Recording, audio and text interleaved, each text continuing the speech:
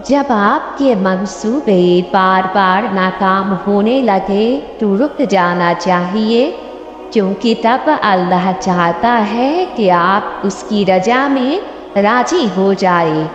उसकी जानिब से जब शिकस्त का फैसला आ जाए तो उस शिकस्त को ही अपनी फतह समझकर तस्लीम कर देना चाहिए, क्योंकि जो अल्लाह की रजा के लिए अपनी रजा हार देता है उनसे अल्लाह नसीब को कभी जीतने नहीं देता। जो तुमसे ना हो रहा हो उससे अल्लाह पर छोड़ दो, क्योंकि जब कुछ होता नजर नहीं आता तभी तो सब हो रहा होता है, क्योंकि अल्लाह रास्ता निकालता नहीं बनाता है। जरा इस आयत पर गौर करना, और तुम्हारे रब का फरमान है कि मुझसे दुआ करो मैं तुम्हारी दुआ को कबूल करूँगा। सूरा मोमिन आयत नंबर 60। अल्लाह को अपनी उम्मीद नहीं अपना यकीन बनाओ। सबसे आखिर में अल्लाह के पास नहीं, सबसे अव्वल में अल्लाह के पास जाओ। जब सारे रास्ते बंद हो जाते हैं तब एक ही रास्ता खुला होता है, दुआ का। दुआओं को तो अल्लाह ने ये सर्फ दिया है ना कि वो उसके लिखे नसीब को भी बदल सकते हैं। फिर क्यों घबराते हो इन आजमाइशों से? आजमाइशें तो महज तुम्हें अल्लाह के करीब करना चाहती है। अल्लाह के करीब हो जाओगे तो कोई भी ख्वाहिश अधूरी नहीं रहेगी। आज हालात सही नहीं है ना, लेकिन अल्लाह का वादा याद रखना, बेशक मुश्किल के साथ आसानी है। वो रहीम रब अपने वादों का बड़ा सच्चा है।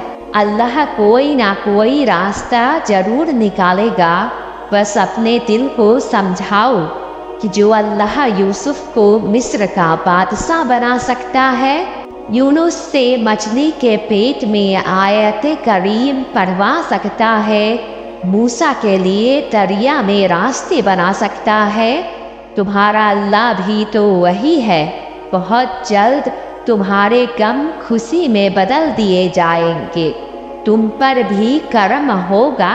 आपका अपने प्यारे अल्लाह से तहज्जुद में दुआ मांगना इस बात का सबूत है कि ये दुआ आप नहीं मांग रहे, बल्कि वो आपसे मंगवा रहा है। वो आपको तौफीक दे रहा है मांगने की। फिर ऐसा कैसे मुमकिन है कि वो आपको अपने इतने पास होने का एहसास दिलाकर आपसे दुआ मंगवा कर आपको अता ना करे? ऐसा तो मुमकिन ही नहीं है, क्योंकि तहज्जुद की दुआएं नामुमकिन से मुमकिन की मुसाफिर होती है। ये आपका तहज्जुद पढ़ने का ख्याल आना बेवजह तो नहीं है, आखिर कुछ तो है जो मुमकिन होने वाला है। तहज्जुद के वक्त इंसान अल्लाह के बहुत करीब होता है, इतना कि अपनी हर दुआ पूरी करवा सकता है। जो अल्लाह ने तुम्हारे लिए लिखा है वो इम्तिहान के लिए तुमसे दूर तो जा सकता है, लेकिन किसी और को कभी नहीं मिल सकता। और जिसे दुआओं में मांगा जाए उसे तुम्हारा नसीब भी तुमसे नहीं छीन सकता। वो हर हाल में तुम तक पहुँच कर ही रहेगा। इन लफ्ज़ों से बहुत हिम्मत मिलती है कि जहाँ तक तुम्हारा गुमान भी नहीं जाता अल्लाह वहाँ से वसीला बनाएगा इंशाअल्लाह। मिलना ना मिलना नसीब की बात है, पर दुआओं का इख्तियार तो हमारे पास है। दुआएं तो नसीब से भी जीत जाती है, मौज़ाएं जो कराती है, और वो दुआएं जो तहज्जुद के दौरान मांगी जाती है वो तो तकदीर बदल देती है।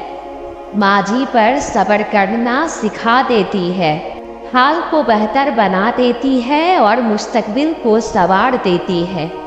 चाहे लोग तुम्हें कितनी दफ़ा क्यों ना कहे कि तुम्हारी दुआ कबूल नहीं होगी, तुम लोगों की नहीं अल्लाह की बात सुनो।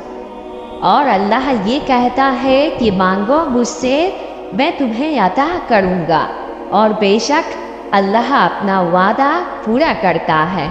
ضروری تو نہیں اس دیر کا مطلب انکار ہو، ضروری تو نہیں یہ آزمائش عذاب ہو۔ یقین اور صبر سے کام لو، یقیناً بہت جلد معاوضہ ہونے والا ہے۔ امید کبھی مت چھوڑنا، دعا کرتے رہنا۔ کمزور تمہارا وقت ہے، اللہ نہیں۔ یقین والوں کو اللہ کبھی قبولیت سے محروم نہیں رکھتا۔ مسلسل دعا مانگنے کی توفیق اس لیے تو دی گئی ہے کیونکہ ان دعاؤں کے ذریعے اللہ نے تمہارا نصیب بدلنا ہے۔ ان دعاؤں کے ذریعے اللہ نے تمہارے لیے وہ سب کرنا ہے جس کی آس تم لگائے ہوئے ہو۔ دعا ہی ہے جو تم تک سب کچھ لا سکتی ہے۔